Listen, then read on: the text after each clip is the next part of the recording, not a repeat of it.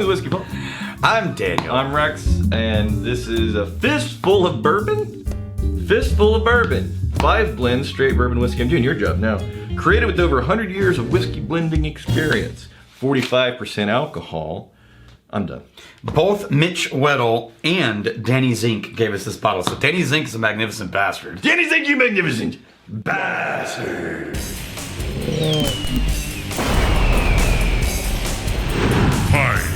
And Mitch Weddle is a full Weddle. The only full Weddle. Mitch Weddle, you only full... Dude, we're not giving you an animation. Just... Let's make him a Titan so he gets an animation. You want a Titan? Yeah, Mitch Weddle.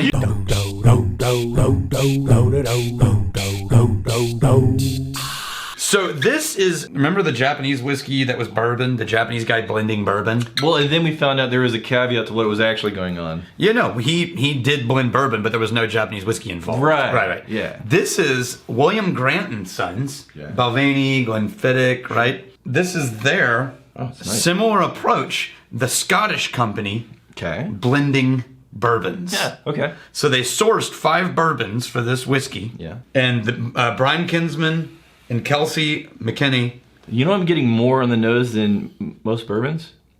This floral note. I'm getting floral, but the cinnamon is really dominant on this nose. I'm not getting a cinnamon. Which yesterday we had a whiskey that had a perfumey floral. This is less so to the extent that one was yesterday. And then I'm getting, you know, the bourbon sweetness, the corn sweetness. A blend of, so that's the recipe, a blend of 5 straight bourbon whiskeys. So all we know is that they were all at least 2 years old. And then, what was that, like a slight oak, slight nutmeg and cinnamon? Yeah, I do get... It's a really nice nose. You can just camp out here. Yeah, very pretty. I like it. It's got this kind of, like, earthy note to it I wasn't expecting. You know this, on the taste, delightfully, yet reasonably pleasant. It's like, what was it? It's like you're not getting so carried away with the delightfulness. You're being reasonable with your delight. It's like a very... I know this is... I was trying to remember... I know the Scottish guys, but it feels like a very British way of... Yeah, well, as John Oliver said that... Remember when Scotland was voting on its independence again, and the competition, their motto was, no thanks, right? Which is a violently British way of refuting something. Yeah.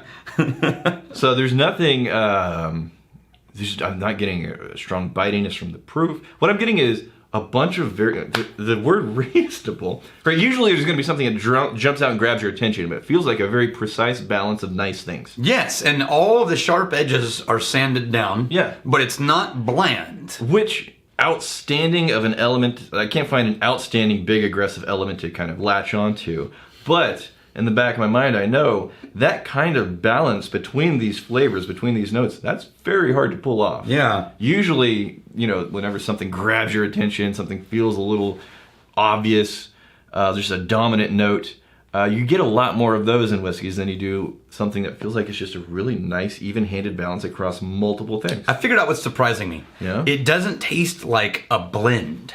Okay. It tastes like one cohesive bourbon that somebody made, like a single distillery. It tastes like it has an identity, right? Yeah. A lot of times when we get the blended bourbons, Right. They taste like you've blended together some things. Right. Either it becomes this really one-note kind of simple thing, or it feels like it's sort of a journey of competing flavors. Right. Right? But very rarely I find a blend of multiple distilleries in bourbon. It has an identity. That is its single identity. I wonder how hard it's going to be to recreate that if they want to do it again. I don't know. Because everything... usually in a bourbon, you're going to go like, bam, there's the oak. Oh, there's the honey. There's the brown sugar, a bit of cherry. Oh, maybe a little apple in there too. This is just... nothing ever rises up above this tier of, oh, it's obviously this, obviously this, obviously this. It's just an amalgam of... It's like a bourbon that says, pardon me, sir. It's a melting together. Would you like some bourbon? It's a melting together of traditional bourbon flavors. Could I interest you in a drink? Right. So I'm gonna say there's a little bit of oak, a little bit of honey, a little bit of cinnamon, a little bit of spice, a little bit of a mulchy, dusty on the hay. nose especially, and very little. This is just a little bit of a lot of things that come together to make something. It's like, that's delightfully and reasonably pleasant. Delightful. Yeah, pip pip and all that. Yes, yeah. I know it's Scotch, guys. It's doing English stuff, but it feels English. Dan Dudley, 34. My stash at the in-laws. So there was a picture, but here's why I put that comment in there. How many of you put stashes at other people's have places? secret whiskey stashes at places you don't live? Oh. Not work, because for us that count. But I mean like family, right. Or places that you go regularly and you just want to make sure you have a backup plan. I'm thinking very few. Yeah, I do. I've got them all over this campus. So you've been to my house all of 4 times. Yeah. Otherwise, I'd be like, where did that son of a bitch put the whiskeys in? Yeah, that's right. Yeah, if I was there more often.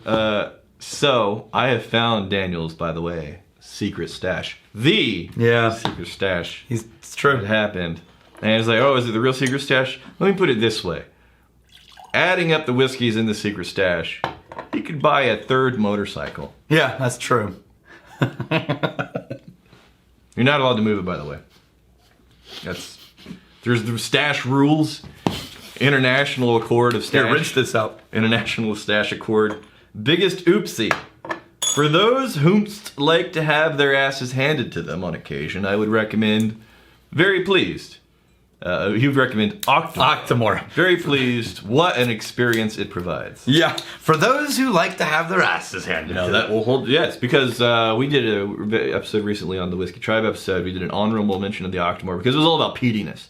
It's like, man, that's the peatiest whiskey out there right now. If you get the right 8-point or 9-point, whatever the hell. But the Octomore, one of the reasons why I know it didn't get voted up in the top 5 smoky scotches. So aggressive. It's so expensive. Oh, yes. It's so expensive. Yes, it is expensive. So I'm saying before anybody, invests in a whole bottle, right? I'm not going to tell you what to buy. But before you dive into that extent, make sure you get a little sample with the pour at a nice restaurant or bar if you're curious. What is this? This is from Daniel Brower. Daniel Brower, you magnificent bastard.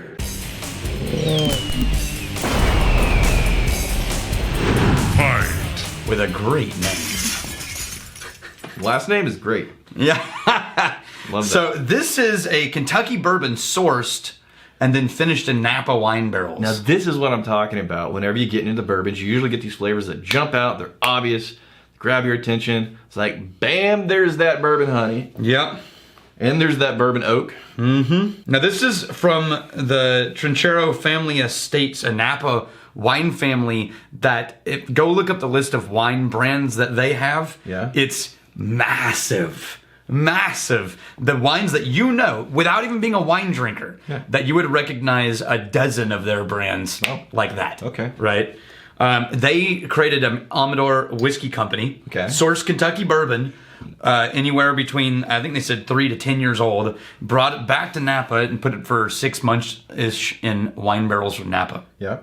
So I expect this to be blended like a wine blender would go for nose and palate. You know what else I'm getting on the nose? Apple butter. Oh, wow. Yeah, that's a good one. I haven't had apple butter. Yeah. I can't remember the last time I had apple. Oh, no, I do. Homestead.